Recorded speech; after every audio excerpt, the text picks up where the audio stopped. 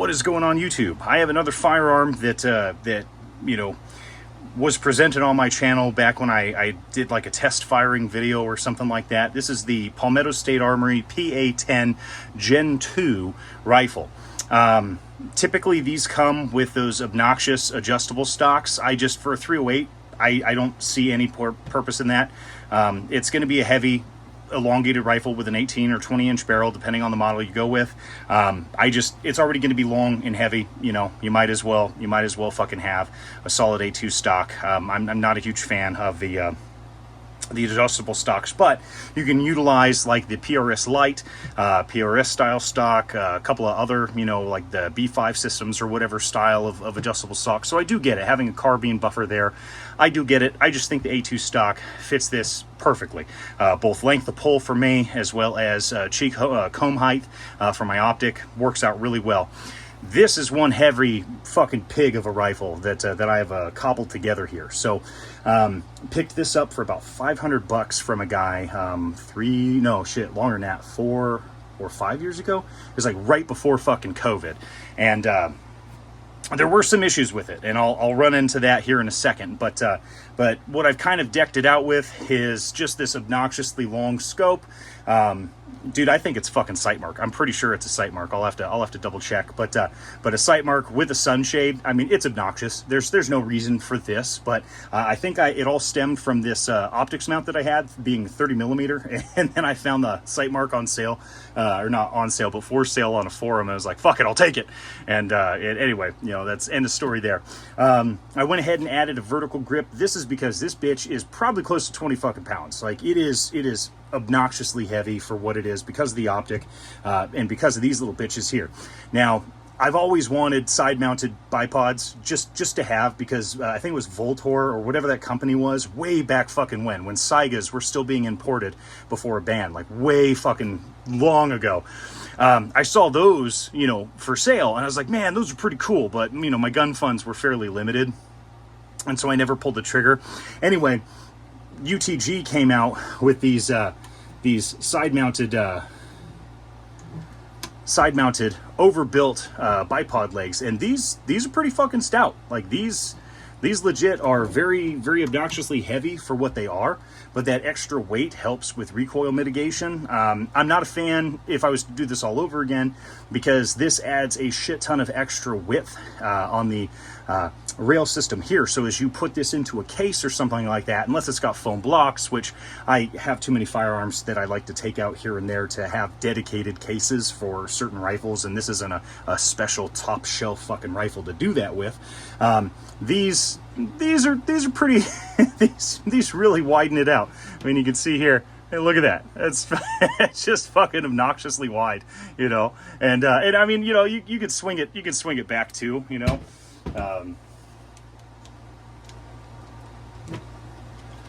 You could have it set up like that. I mean, player's fucking choice. I rock it forward so that on the vertical grip, if I rest my thumb on the other side, that this isn't the way. I don't want to create tension pushing down on this, you know. But I'm not shooting this standing up anyway, you know, so that doesn't really fucking matter. But anyway, yeah, it's just a different way of doing things. But I have it mounted. I'm not going to sell them. I have it. I'm going to use it. You know, whatever. It mounts on M-LOK, so fuck it.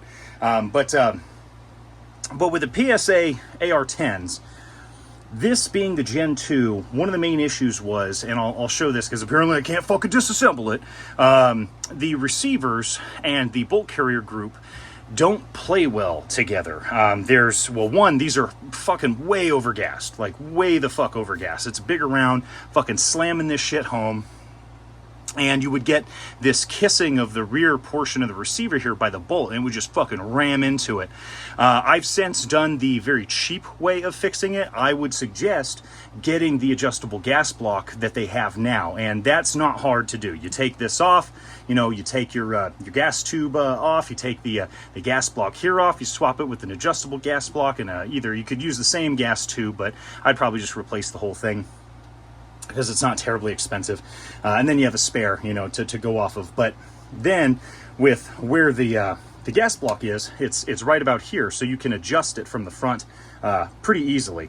So currently PSA has one for like $34, which at that price point, I'm going to go ahead and buy it. But they should have been doing that to begin with, because this, with the rear receiver issue and the overgassing and just how much that bolt carrier group was just slamming into the receiver, I can see why the guy I bought it from just wanted to get rid of it.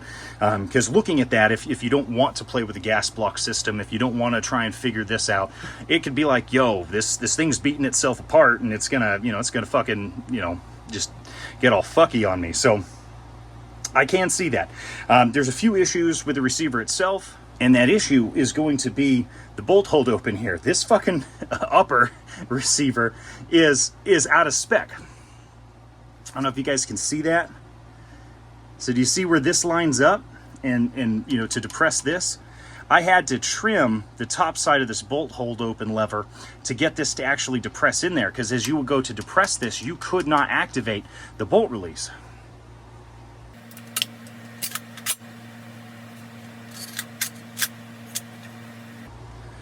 So there we go. So I could not do that initially. Sorry for going off camera for a second.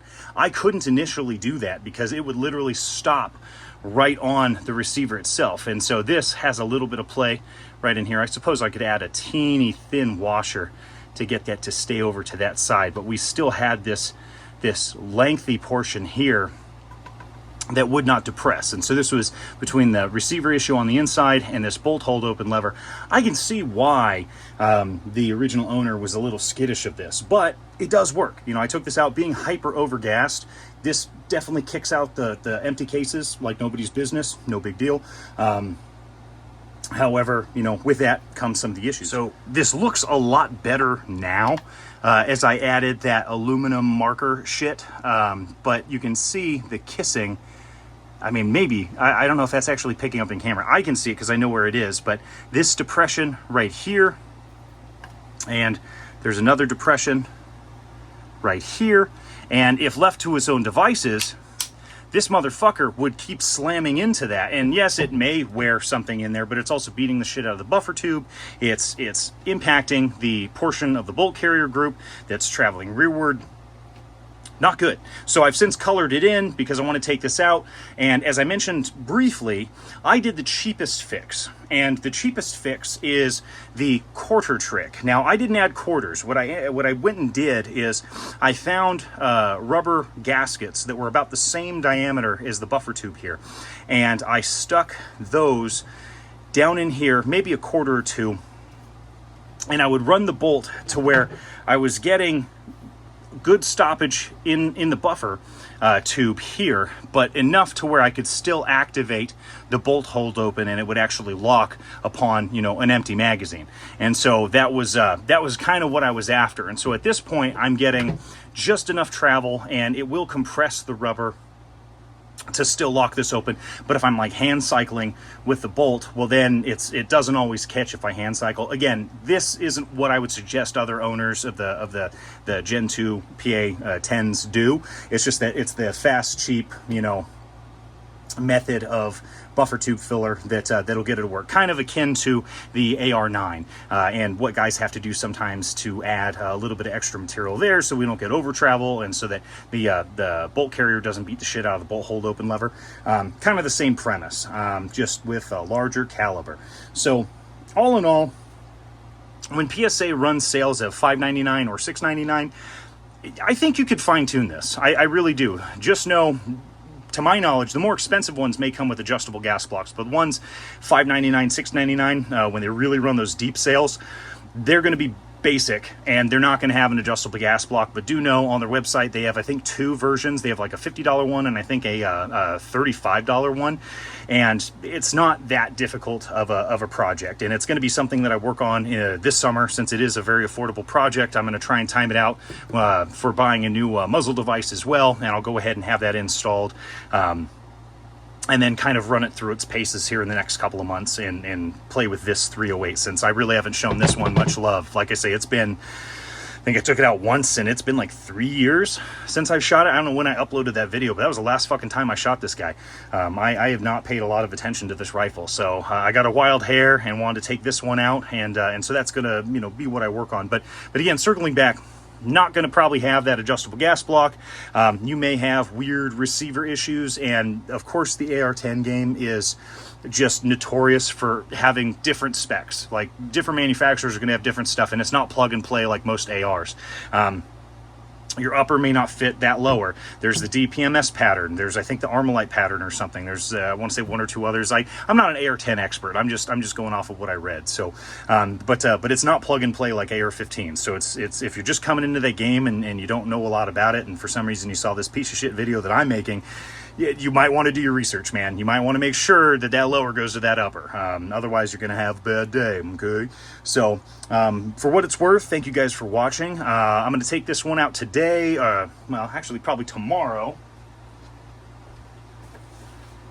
And I'm going to go ahead and shoot a series. I know I got 5.56 in there, but I'm going to shoot a series of 308 that I have on hand, and go ahead and put it through its paces. It should still be sighted in, but I want to try it out with a couple different brands of 308 and 7.62x51, and just kind of run it for fun.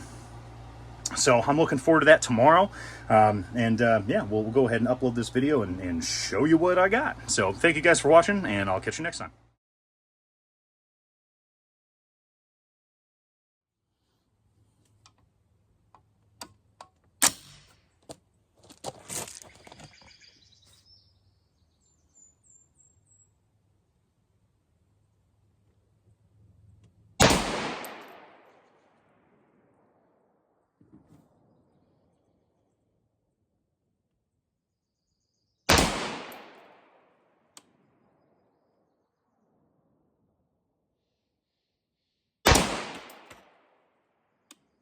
PMC Bronze.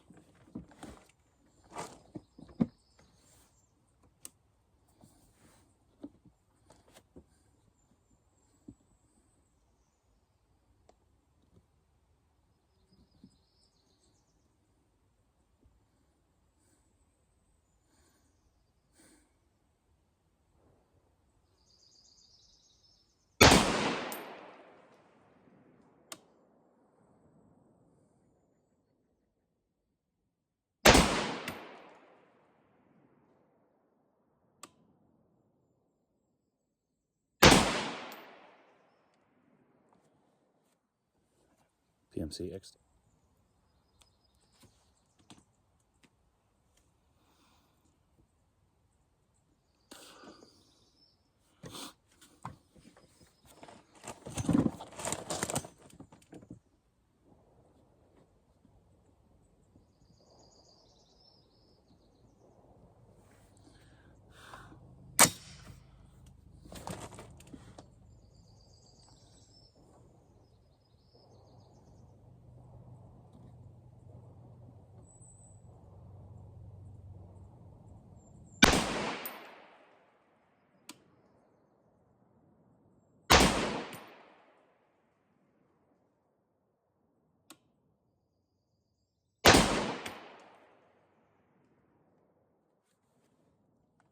Federal 308.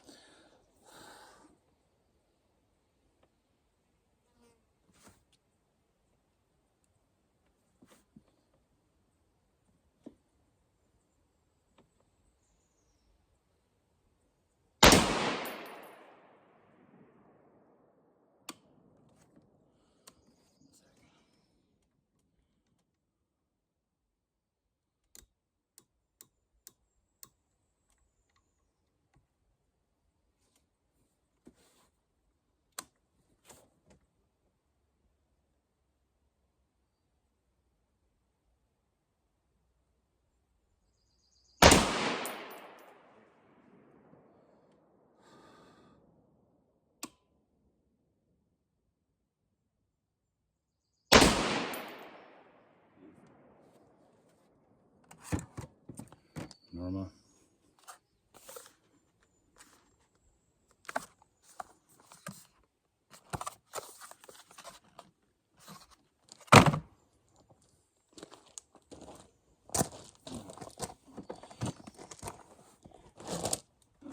This fucker should be dialed in now.